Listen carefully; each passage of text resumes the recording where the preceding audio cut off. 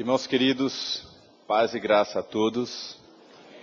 E a você que está acompanhando pela programação na internet, que esse seja um dia de visitação do Senhor em nossa vida. Que o Senhor fale conosco e nos abençoe. Eu quero te convidar a abrir a Bíblia em Êxodo, capítulo 12. Êxodo, capítulo 12.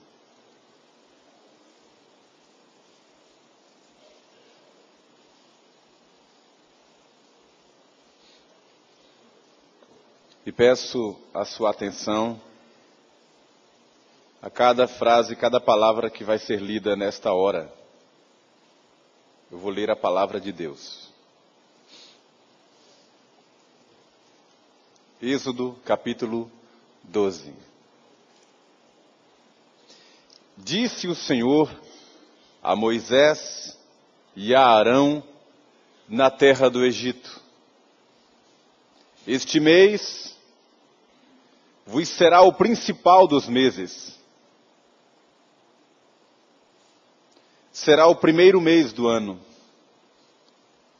Falai a toda a congregação de Israel, dizendo: Aos 10 deste mês, cada um tomará para si um cordeiro, segundo a casa dos pais, um cordeiro para cada família. Mas se a família for pequena para um cordeiro, então convidará ele o seu vizinho mais próximo, conforme o número das almas, conforme o que cada um puder comer. Por aí calculareis quantos bastem para o cordeiro. O cordeiro será sem defeito, macho de 1 ano. Podereis tomar um cordeiro ou um cabrito, e o guardareis até ao 14º dia deste mês. E todo o ajuntamento da congregação de Israel o imolará no crepúsculo da tarde. Tomarão do sangue e o porão em ambas as ombreiras e na verga da porta, nas casas em que o comerem. Naquela noite comerão a carne assada no fogo, com pães asmos e ervas amargas a comerão. Não comereis do animal nada cru, nem cozido em água, porém assado ao fogo, a cabeça, as pernas e a fressura. Nada deixareis dele até pela manhã. O que porém ficar até pela manhã, queimá-lo-eis. Desta maneira o comereis: lombos cingidos, sandálias nos pés e cajado na mão. Comê-lo-eis à pressa, é a Páscoa do Senhor. Porque naquela noite passarei pela terra do Egito e ferirei na terra do Egito todos os primogênitos, desde os homens até os animais. Executarei juízo sobre todos os deuses do Egito. Eu sou o Senhor. O sangue vos será por sinal nas casas em que estiverdes. Quando eu vir o sangue, passarei por vós, e não haverá entre vós praga destruidora, quando eu ferir a terra do Egito. Este dia vos será por memorial, e o celebrareis como solenidade ao Senhor. Nas vossas congregações, nas gerações o celebrareis por estatuto perpétuo. 7 dias comereis pães asmos. Logo ao primeiro dia tirareis o fermento das vossas casas, pois qualquer que comer coisa levedada, desde o primeiro dia até o 7º, essa pessoa será eliminada de Israel. Ao primeiro dia haverá para vós outros santa assembleia. Também ao 7º dia tereis santa assembleia. Nenhuma obra se fará nele, exceto o que diz respeito ao comer. Somente isso podereis fazer. Guardai, pois, a festa dos pães asmos, porque nesse mesmo dia tirei vossas hostes da terra do Egito. Portanto, guardareis este dia nas vossas gerações, por estatuto perpétuo. Desde o dia 14 do primeiro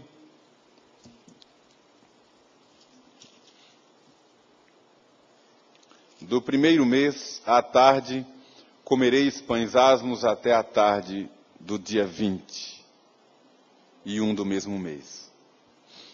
Por 7 dias não se ache nenhum fermento nas vossas casas, porque qualquer que comer pão levedado será eliminado da congregação de Israel, tanto o peregrino como o natural da terra.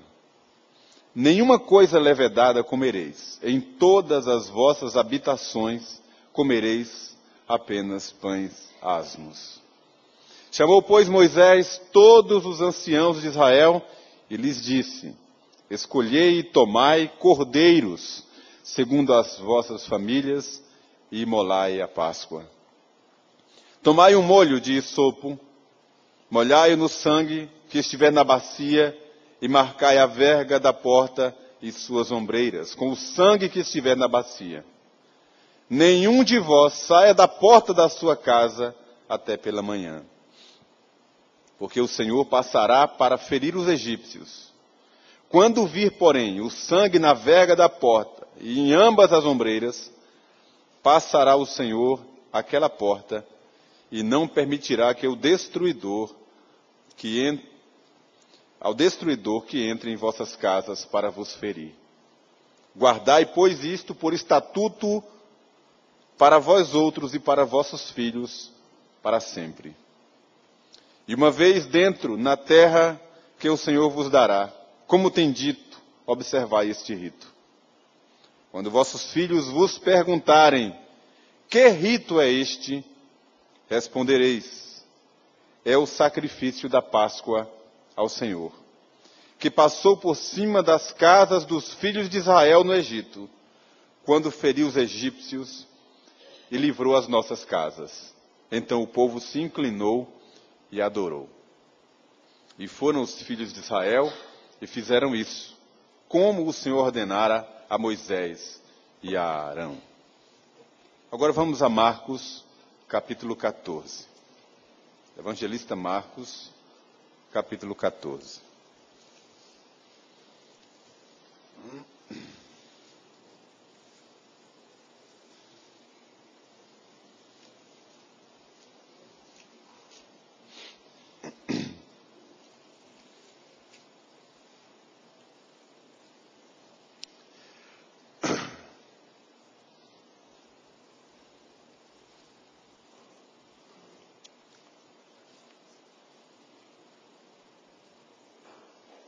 Versos 1 e 2 dizem: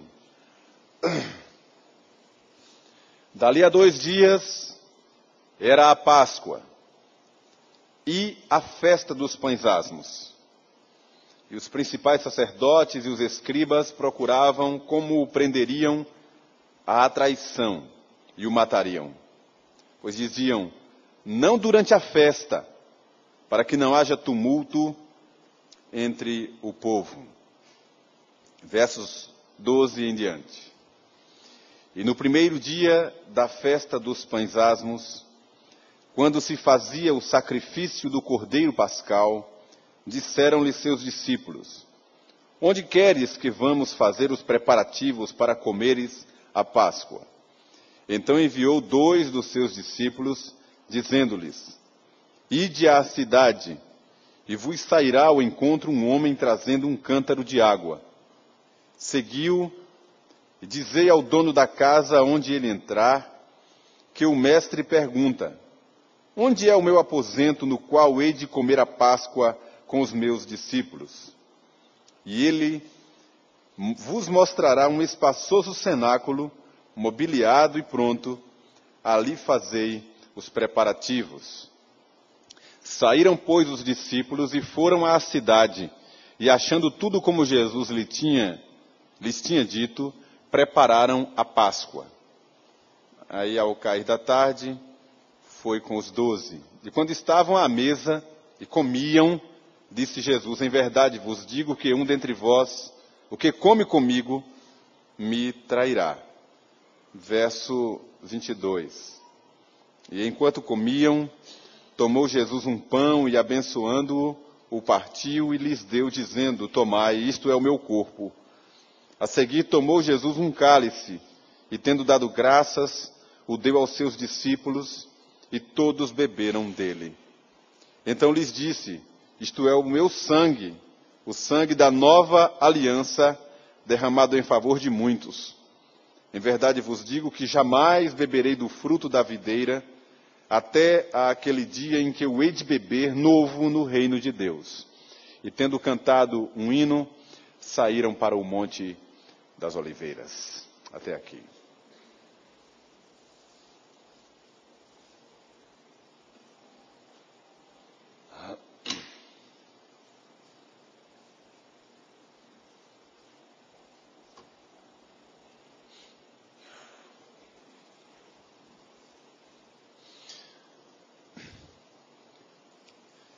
Existem muitas festas civis, muitas festas religiosas,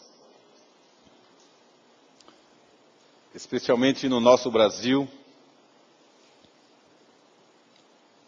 um país que comemora praticamente todos os dias um padroeiro, um santo, um país de tantas festas. No nosso mundo cristão, religioso, protestante, nós costumamos comemorar Natal e a Páscoa. Mas de longe, sem a menor dúvida, o evento religioso mais desfocado, mais distante do seu significado, é a Páscoa. Porque no Natal a gente ainda ouve nas ruas falar o nome de Jesus.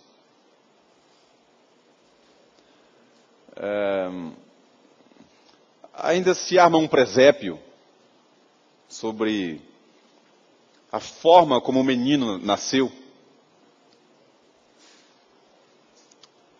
E conquanto seja e tenha sido uma festa comercial como todas as outras, mas a gente ainda vê e ouve nas ruas sinais pálidos, mas que dá a entender o que vem a ser o Natal. A Páscoa não. A Páscoa tem sido tão somente um feriadão. E nada mais do que isso. Um feriadão. Os símbolos, então, nem se fala. Coelho de Páscoa, ovos de Páscoa. Enquanto a Igreja Católica ainda observa ritualmente os dias que estão marcados no seu calendário. Esse texto que eu li, ou os textos que eu li, nos trazem muitas informações sobre os significados, as marcas, os elementos que traduzem para o crente o que significa Páscoa. São muitos detalhes. Ainda mais que no Velho Testamento, mesmo sendo elementos históricos, práticos, mas apontavam para realidades futuras, superiores, que dizem respeito a nós hoje e à Igreja.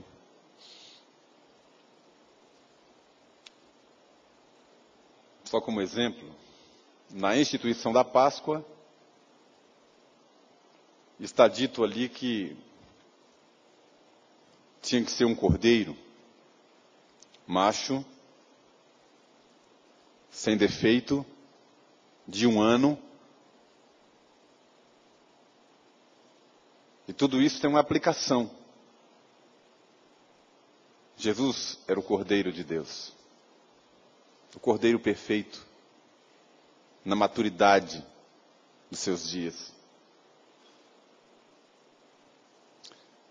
Diz que tinha que ser sacrificado por toda a congregação. E indica a forma como Jesus foi entregue por toda a congregação dos líderes religiosos e pela população, dos próprios judeus. Veio para o que era seu, os seus não receberam, foi entregue assim. Teria que ser imolado numa determinada data, o dia exato. E quando a gente vai para a cronologia da Páscoa dos judeus, ocasião em que Jesus foi sacrificado, a gente vê que foi cumprido exatamente como estava escrito. O sangue deveria ser colocado numa bacia e depois passado com uma planta nos umbrais das portas, nas vergas das portas. O destruidor passaria pelo Egito, como passou. E foi uma calamidade naquela terra. Mas nas casas onde havia o sangue, nenhum mal sucedeu. É uma figura perfeita. Perfeita e gloriosa. Profunda e elevada. Que traduz para nós, de uma forma maravilhosa, o que estamos fazendo aqui. Por que estamos aqui? Ou o que representa a obra da redenção. E o porquê celebramos o sangue do Cordeiro e o que ele representa para nós.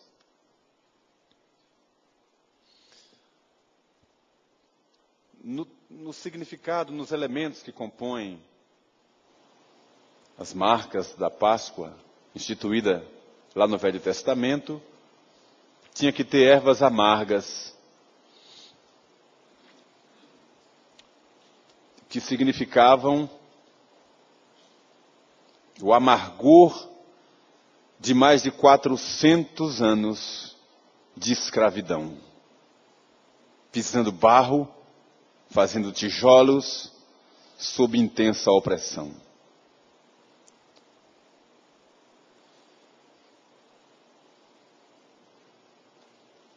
Tinha que ser um pão sem fermento, para ser comido ali. E a questão não era só a pressa, como alguns afirmam. A pressa, sim, está na figura dos lombos cingidos. Ou seja, eles estavam prontos, deveriam comer a Páscoa preparados para sair. Ninguém tinha que depois se arrumar mala, preparar, nada disso. Tinham que estar prontos. Sandálias nos pés, cingidos, ou seja, vestidos, cajado na mão, ou seja, prontos para sair. A pressa está nisso aí, e não no pão asmo, preparar e depois levedar. Não era isso não. O pão asmo, ou sem fermento, é uma figura preciosa para a vida da igreja. Significa santidade.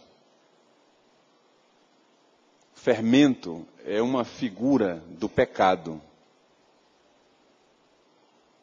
E eu queria mostrar um texto que eu descobri maneira de falar, associado a isso. Abra bem rápido, é coisa rápida, é só para fazer uma conexão aqui. 1 de Paulo aos Coríntios, capítulo 5. Primeira carta de Paulo aos Coríntios, capítulo 5, versículo 7, Paulo encontra naquela igreja muitos pecados, e teve um momento lá que era um pecado tão grave que Paulo ficou assustado, quando ele diz que geralmente se ouve que há entre vós, verso 1, imoralidade e imoralidade tal, como nem mesmo entre os gentios, isto é, haver quem se atreva a possuir a mulher de seu próprio pai. E aí, sobre esses pecados na vida da igreja, no verso 6 em diante, ele diz: não é boa a vossa jactância, não sabeis que um pouco de fermento leveda a massa toda? E então vem o verso 7. Lançai fora o velho fermento, para que sejais nova massa, como sois, de fato, sem fermento. Pois também Cristo, nosso Cordeiro Pascal, foi imolado. Esse fermento, dessa massa de que ele está falando aqui, é o pecado. Então a figura do pão asmo ali, era falando sobre a pureza, sobre a santidade do povo de Deus. Então, Páscoa, a palavra Páscoa significa passagem. A palavra Páscoa significa passagem. Que passagem? Passagem de quê? Como e para onde? Há alguns estudiosos que divergem um pouco sobre o significado específico da palavra passagem. Alguns atribuem a palavra Páscoa como passagem, falando sobre a passagem do destruidor sobre o Egito e a não condenação dos israelitas por causa do sangue, fazendo uma associação com o juízo de Deus sobre a face da terra e o livramento daqueles que estiverem debaixo do sangue. Tem a ver. E é isso mesmo. Mas outros autores, estudiosos da Bíblia, pesquisadores, doutores da lei, eles atribuem a palavra Páscoa ou passagem como sendo a passagem do Egito a Canaã. Como sendo o que Paulo disse, ele nos libertou do império das trevas e nos transportou para o reino do Filho do seu amor. Que seria, no caso, a passagem da morte para a vida. Independentemente da aplicação dessa passagem, dessa palavra passagem, para nós as duas coisas estão em foco. Isso é a Páscoa. Páscoa é a vida do crente. É o resultado da obra de Cristo. É a aplicação do sangue do Cordeiro e o seu resultado na vida dos santos. Isso é a Páscoa.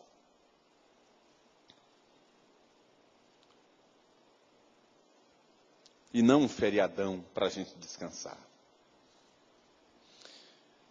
Segundo aspecto que eu quero destacar, pontuando algumas verdades aqui, é que o próprio Cristo celebrou a Páscoa. Havia uns elementos e algumas coisas que talvez a igreja ou desconheça, ou não se lembre sempre. Eu acho que é importante eu ressaltar aqui neste momento.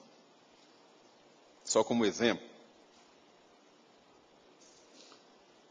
O fato de Cristo ter celebrado a Páscoa como memorial tem a ver com a instituição, com um estatuto perpétuo para todas as gerações. A geração de Cristo e para a nossa geração.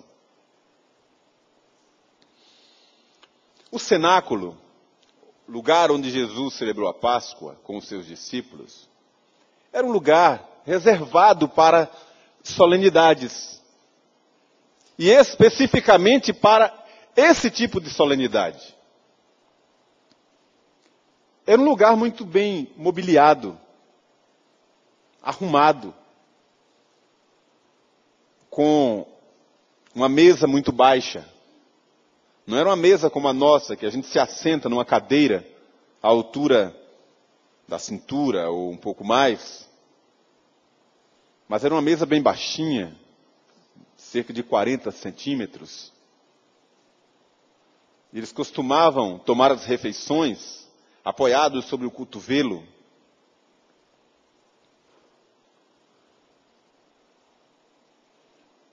Num lugar previamente preparado.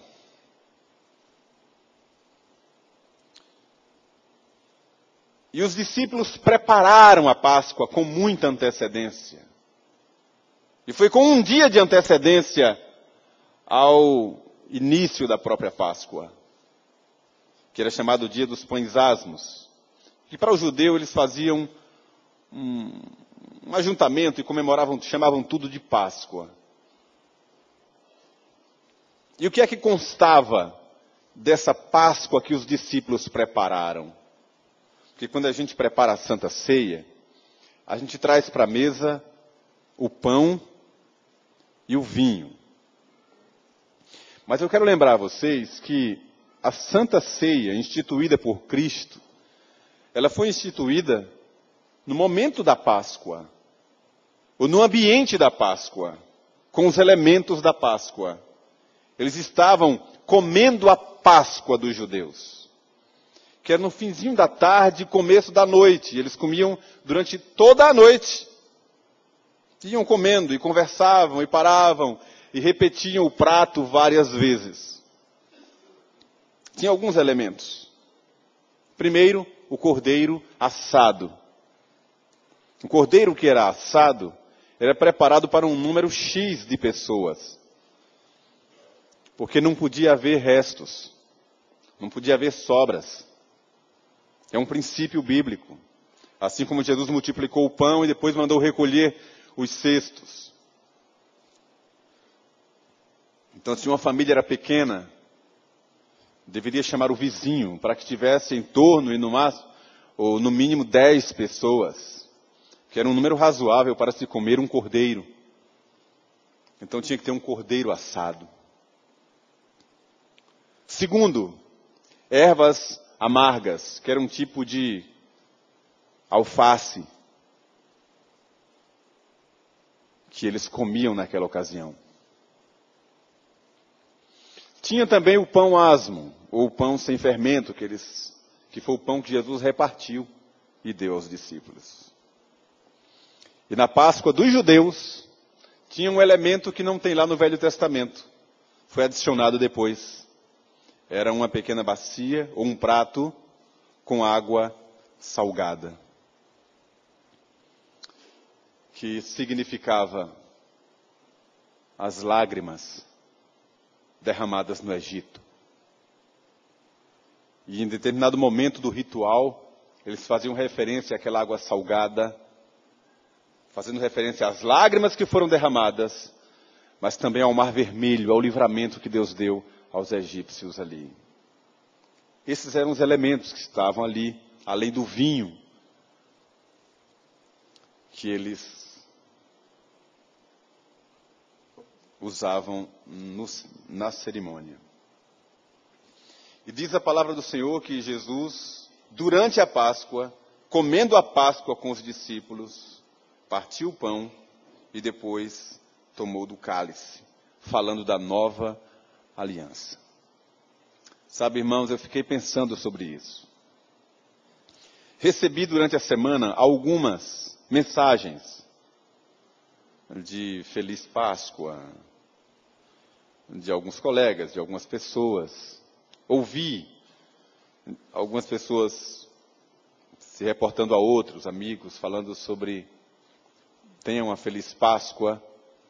E dentro do contexto, geralmente tenha um bom feriado. Aproveite bem o feriado. Curta bem o seu feriado.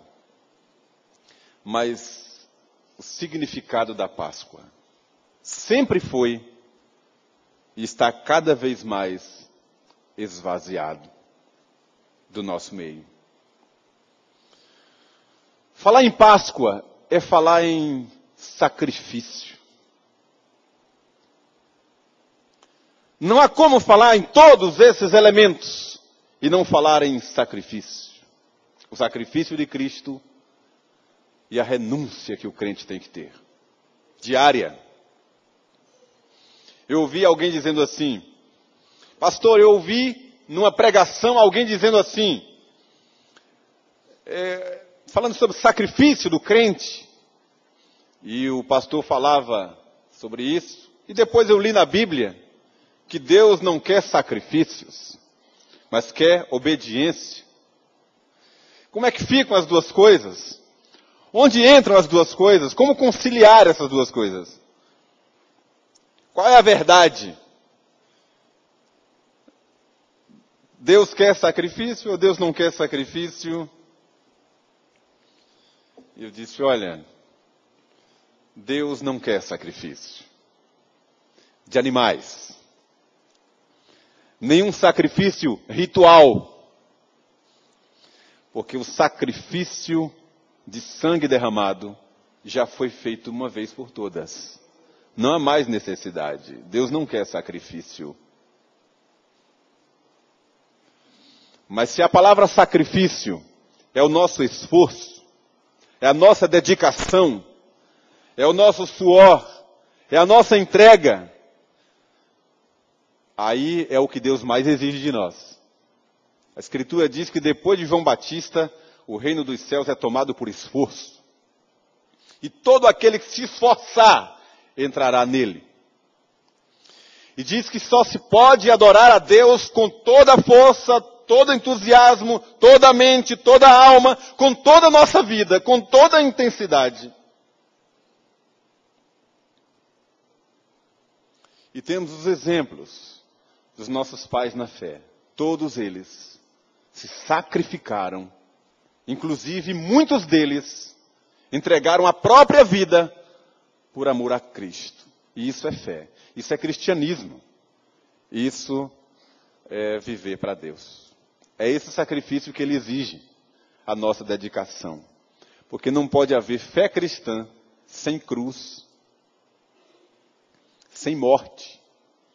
Por isso que eu escrevi esse texto no boletim, para a sua instrução nessa manhã. Sobre o morrer. Como é que morrer pode ter uma conotação positiva, se é uma palavra desgraçada, se é uma palavra contrária àquilo que Deus planejou para nós, para o Éden? Mas a Escritura diz que se ninguém morrer, não pode haver vida se não houver morte. A semente que cai no chão, se não morrer, ela não pode germinar. E essa morte, esse crucificar, esse renunciar, é um critério de Deus para a nossa santificação. É o morrer diário, é o viver diário na presença de Deus. Isso é Páscoa. Aí sim, é o cotidiano, e não apenas um feriado no meio do primeiro semestre, ou então um ritual falando sobre coisas espirituais. O que Deus espera de nós é que nós vivamos na presença dEle, sempre. Dedicando continuamente as nossas vidas, provando sempre aquilo que é agradável ao Senhor, trazendo na mente sempre os significados do que foi e do que é para nós a morte de Cristo, a passagem, todos aqueles ritos, passagem de morte, mas que nos trouxe a vida. Eu quero cantar com vocês, cantar com a igreja, quero convidar Paulo para a gente cantar um hino, de pé, e depois eu quero orar. Vamos ficar de pé para cantar, eu não lembro qual é o número, eu peço a Regina que me oriente aqui. 209, é isso? Qual que é o título para os meninos perguntarem? Não é esse não. É o hino Pendurado no Madeiro. Ó Jesus, sofreste assim. Pendurado no madeiro, 268. A gente vai cantar este hino atentando à letra, à mensagem dessa canção, como uma oração. E depois eu quero orar com você.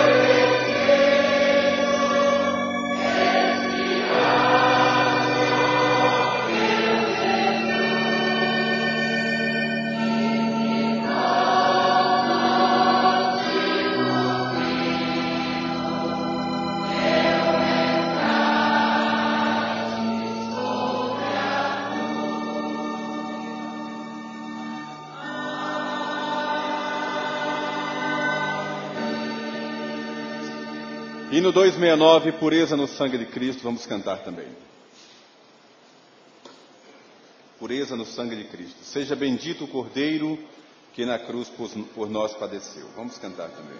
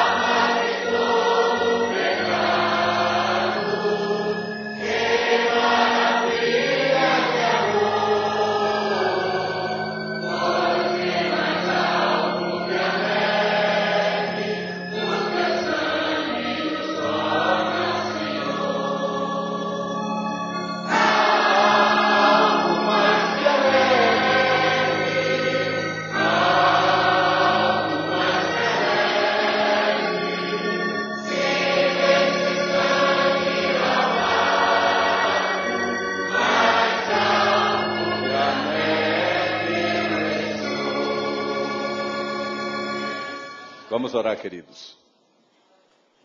Pai querido, nós queremos te louvar e bendizer o teu nome nesta manhã, por tua palavra santa, poderosa, alimento para as nossas vidas, lâmpada para os nossos pés, luz para os nossos caminhos. Queremos te louvar, Senhor querido, pela ação do teu Espírito em nossas vidas.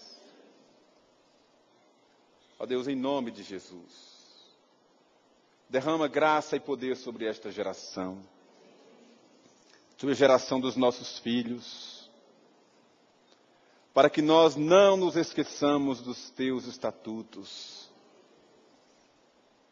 dos valores, das verdades, dos princípios da lei do Senhor. Ó Deus, que essas verdades não se apaguem da mente dos teus santos, mas que cada dia o teu Espírito use os pregadores, use a leitura da palavra para encantar os crentes e mantê-los apaixonados, dependentes, sedentos e crentes nas palavras do Senhor. Queremos entender sempre que foi assim. E foi por nossa causa e para nossa salvação.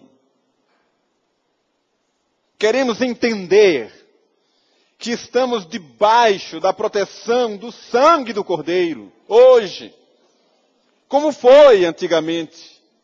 E como será até a vinda do Cordeiro, que o sangue em nossa casa nos livra do mal. Ó Deus, fala ao nosso coração, e que esta verdade queime no nosso coração, e que possamos ser e estar cada dia gratos, como adoradores, e que essa mensagem seja espalhada, proclamada, divulgada, para que muitos saibam por que estamos aqui. E o que nos mantém vivos, que é o sangue do Cordeiro, no qual estamos lavados para a glória eterna. Ó Deus, nós sabemos que dentro dessa figura que o Senhor revela para nós estamos caminhando e passando pelo deserto, mas vamos chegar a Canaã. Louvado seja o teu nome. Encoraja os teus filhos e abençoa-nos todos, em nome de Jesus o Senhor.